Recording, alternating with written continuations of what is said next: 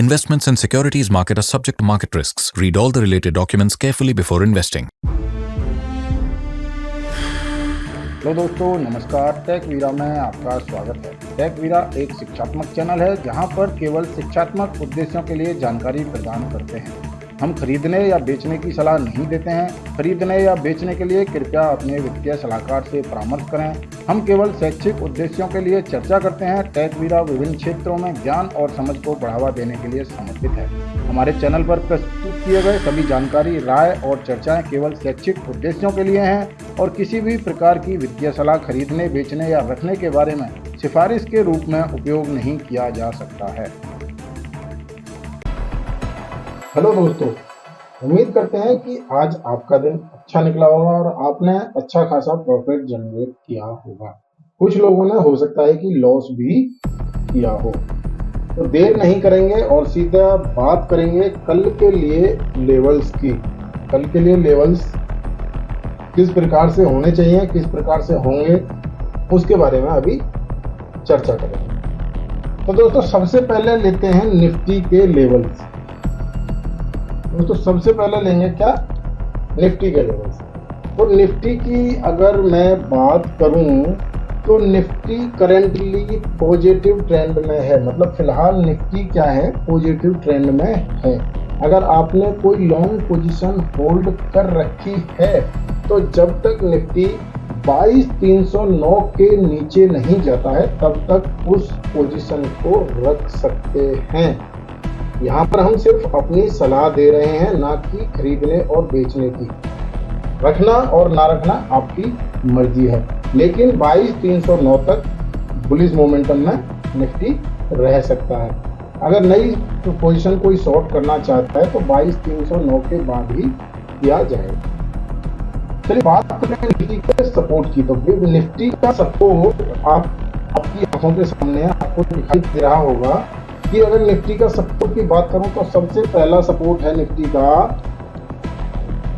22,372 पर।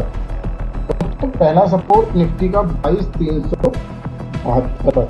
अगर मैं दूसरे सपोर्ट की बात करूं तो 22,239 और तीसरे सपोर्ट की बात करूं तो 22,160 पर तीसरा सपोर्ट है दोस्तों। और बात करते हैं रेजिस्टेंस की, तो रेजिस्टेंस 22,575 पर पहला रेजिस्टेंस है। दूसरे रेजिस्टेंस की बात करूं तो 22,652 पर और तीसरा रेजिस्टेंस 22,783 पर है दोस्तों। अगर मैं पिवट पॉइंट की बात करूं तो निफ्टी का पिवट पॉइंट है 22,445। निफ्टी का पिवट पॉइंट है दोस्तों 22,445। अभी बात करते हैं बैंक निफ्टी। बैंक निफ्टी के लिए जो लेवल्स हैं वो इस प्रकार से हैं कि बैंक निफ्टी फिलहाल नेगेटिव ट्रेंड में ही चल रहा है। अगर आपने कोई शॉर्ट पोजीशन बनाई हुई है तो 48,411 तक निफ्टी शॉर्ट पोजीशन के लिए सही है। अगर 48,411 को क्रॉस करता है तो पॉजिटिव ट्रेंड में आ जाएगा। अभी बात करते हैं सपोर्ट की। तो बैंक निफ्टी का जो पहला सपोर्ट है वो है 47,695। दूसरे सपोर्ट की बात करूं तो 47,536 पर है और तीसरा सपोर्ट की अगर मैं बात करूं तो 47,369-70 के आसपास तीसरा सपोर्ट है दोस्तों। यही अगर मैं रेजिस्टेंस की बात करूं तो अपसाइड के लिए ये लेवल से रिजेक्शन मिल सकता है, जो कि 48,21 का लेवल है पहला, दूसरा 48,188 का लेवल है और तीसरा लेवल है 48,347 का। और अगर मैं पिवट पॉइंट की बात करूं तो निफ्टी का पिवट पॉइंट है 47,885। 47,885 बैंक निफ्टी का लेवल है दोस्तों। अभी बात करें फाइनेंशियल निफ्टी। फाइनेंशियल निफ्टी आज 140 पॉइंट ऊपर 23,203 के लेवल पर क्लोज हुआ है, लेकिन अभी भी नेगेटिव ट्रेंड में ही है। अभी तक फाइनेंशियल निफ्टी में पॉजिटिव ट्रेंड नहीं आया है।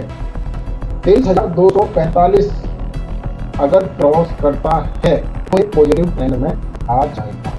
फिर अगर इसकी सपोर्ट की बात करूं तो फाइनेंशियल निफ्टी का पहला सपोर्ट है 23,006। दूसरे सपोर्ट की बात करूं तो 22,808 और तीसरे सपोर्ट की बात करूं तो 22,682। अभी सपोर्ट की बात करते करते याद आया कि अगर आपको सपोर्ट के आसपास कोई कैंडल स्टिक बनती हुई दिखाई देती है जो बुलिश कैंडल स्टिक होती है और अगर वो एक्टिवेट होती है तो आप पॉजिटिव ट्रेंड अपनी सलाह और अपने फाइनेंशियल एडवाइजर के हिसाब से ले सकते हैं। रेजिस्टेंस की बात करूं तो इसका रेजिस्टेंस ऊपर की साइड में पहला रेजिस्टेंस 23,330 पर, दूसरा रेजिस्टेंस 23,456 पर और तीसरा रेजिस्टेंस 23,600 के अंदर। तो ये तो सीएनएक्स फाइनेंशियल निफ्टी। अभी बात करेंगे मिड कैप निफ्टी की। बात करेंगे तो mid cap Nifty. Mid cap Nifty फिलहाल नेगेटिव ट्रेंड में ही है। आज 40 पॉइंट ऊपर 11,002 पर क्लोज हुआ है। इसका पिवट पॉइंट 10,987 है जो कि क्रॉस हो चुका है दोस्तों। पिवट पॉइंट को क्रॉस करने के बाद ये 11,002 पर क्लोज हुआ, नेगेटिव ट्रेंड में है और 11,157 के बाद पॉजिटिव ट्रेंड में आने की उम्मीद है। अगर मैं सपोर्ट की बात करूं तो इसका पहला सपोर्ट 10,858 पर, दूसरा सपोर्ट 10,513 पर, तीसरा सपोर्ट 10,625 पर। यहीं पर अगर रेजिस्टेंस की बात करूं तो जहां से रिजेक्शन आपको दिखाई दे सकता है वो है 11,090 पर, दूसरा है 11,170 पर और तीसरा है 11,322 पर। अगर मैं इसकी पिवट पॉइंट की बात करूं तो पहले ही आपको बता चुका हूं कि इसका पिवट पॉइंट है 10,987। तो दोस्तों अंत में करेंगे सेंसेक्स के बारे में बात। अभी अगर सेंसेक्स की बात करूं तो सेंसेक्स क्लोज हुआ है 74,102 पर, लेकिन जो सेटल हुआ है वो हुआ है 74,107। दोस्तों अब मैं इसके लेवल्स की बात करूं तो सेंसेक्स पॉजिटिव ट्रेंड में आ चुका है। अगर आपने लॉन्ग पोजीशन कोई कर रखी है तो 73,606 तक ये पॉजिटिव ट्रेंड में ही रहने वाला है। इसके बाद नेगेटिव ट्रेंड में आ जाए। अगर सपोर्ट की बात करूं तो पहला सपोर्ट है 73,779 पर, दूसरा सपोर्ट है 73,455 और तीसरा सपोर्ट है 73,247।